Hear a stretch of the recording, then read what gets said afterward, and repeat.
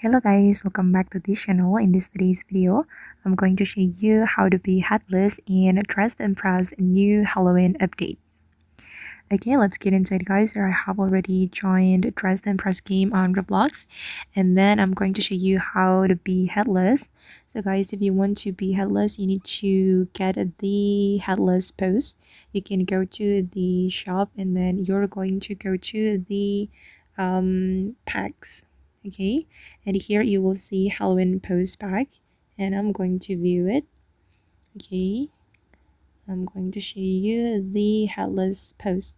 Okay, you can be headless with this post, and of course you need cash to buy this post, and you will need 4,090 cash, and my cash is not enough guys, so I need to earn or farm more cash and Dress to Impress so I can be headless.